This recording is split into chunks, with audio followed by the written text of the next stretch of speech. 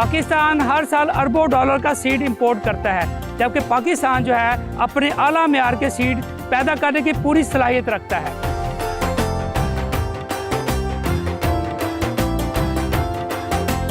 ये seed production का sector कभी मजबूत नहीं हो सकता जब तक इसके पीछे एक स्ट्रॉन्ग पॉलिसी फ्रेमवर्क नहीं होगा।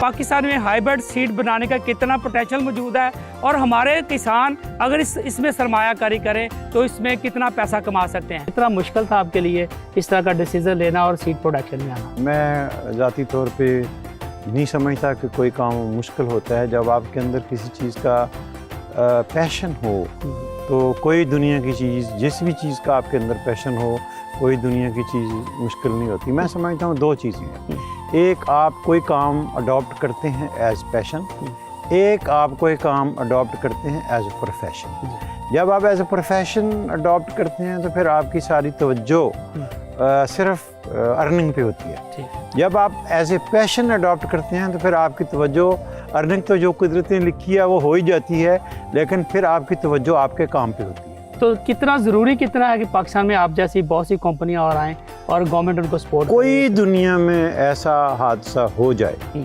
जिस तरीके से कि पिछले दिनों वायरस और कोरोना का था, दुनिया के सारे मूवमेंट बंद हो जाए कि जी जहाज़ नहीं चलेंगे, कोई किसी मुल्क से चीज़ नहीं लेंगे, बीमारियों के ख़तरात हैं, कोई वबा फैल जाए और जंग लग जाए और आपको जो सीड 100% आप इंपोर्ट करते हैं उसकी इंपोर्ट बंद हो जाए।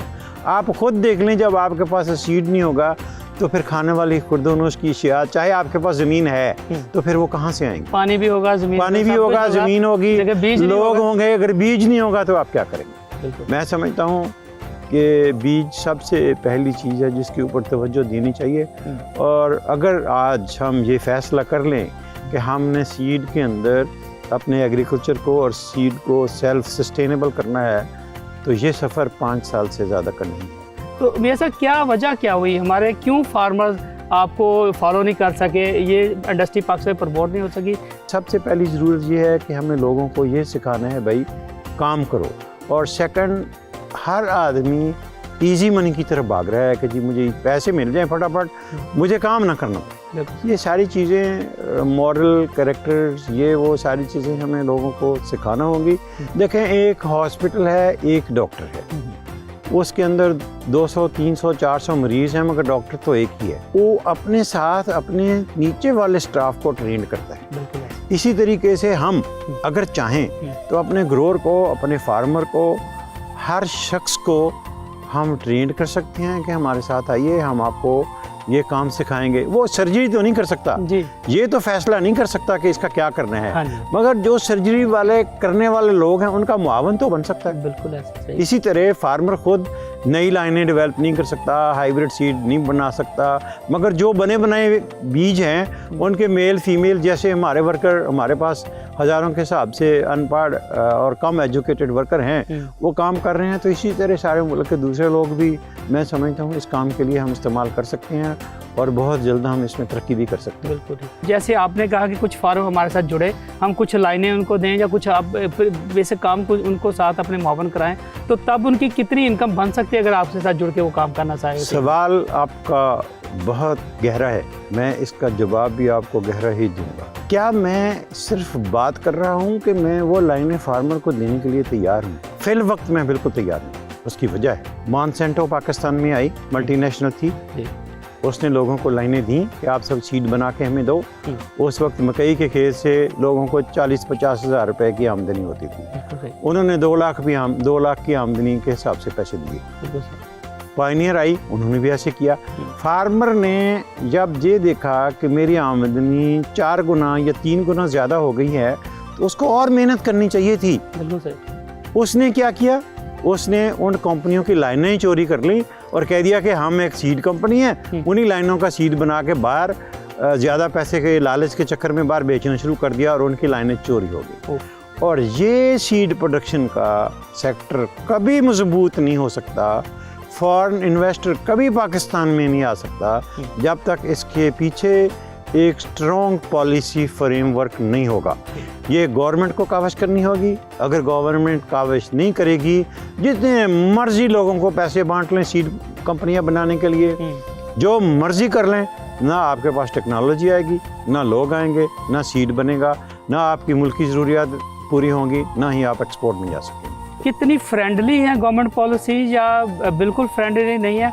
आप क्या चाहते हैं कि गवर्नमेंट किस तरह के इकदाम करे? मैं समझता हूँ अगर गवर्नमेंट सीरियस हो जाए, जैसे एग्रीकल्चर मिनिस्टर साहब आए थे, उन्होंने डिस्कशन की, उन्होंने कहा जी हम सारी सपोर्ट देने के लिए तैयार हैं, तो मेरा ख्याल है कोई वो दिन दूर नहीं जब हम अच्छे तरीके से इस सीड इंडस्ट्री को डेवलप कर लेंगे। हम अपने मुल्क के साथ, अपनी डिपार्टमेंट्स के साथ, हम उनके साथ हैं। जब मर्ज़ी हमें बुलाएं, हम उनके साथ बैठेंगे, उनको सजेशन देंगे और ये साथ गारंटी भी देंगे कि बहुत बड़ी इन्वेस्टमेंट की ज़रूरत नहीं है।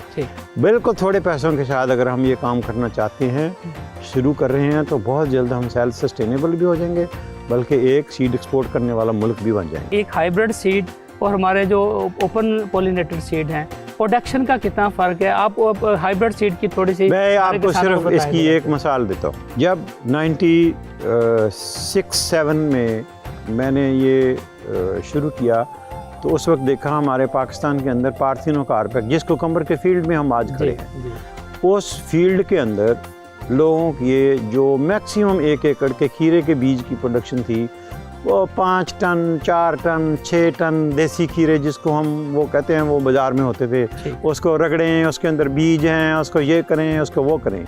जब से हमने ये इंट्रोड्यूस कराया, इसकी सीड प्रोडक्शन में आ गए, अल्हम्दुलिल्लाह, जो कल 5 टन सी, आज एवरेजली 50 टन पर एकड़ से ज़्यादा है, और जो बेस्ट ग्रोअर हैं वो 1 लाख केजी या 100 टन तक भी इसकी प्रोडक्शन ले सकते हैं और ले रहे। मैं खुद देता रहा हूँ जब मैं ग्रोअर था, अब तो सीड में आ गया हूँ।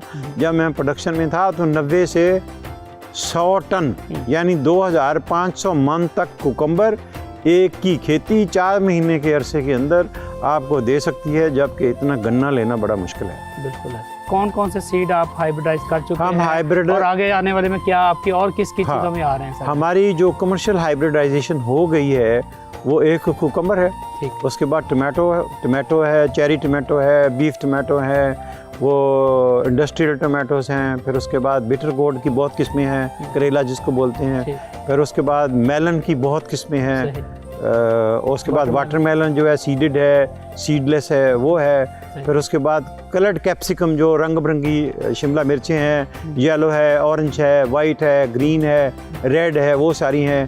फिर दूसरी कड़वी मिर्चें हैं, उसमें जैलापिनो है, हैबानेरो है, दूसरी तीसरी जितनी भी किस्में हैं मिर्चों की, वो सारी हम कर रहे हैं। और अब हमने अपना जो ब्रीडिंग प्रोग्राम है वो एक्सटेंड कर दिया। कैरेट, ओकरा, अनियन, कॉलीफ्लावर, कैबेज, ब्रोकली, कोल क्रॉप्स जितने भी हैं, ये सब के ऊपर हमारे प्रोग्राम जो है इन प्रोग्रेस है।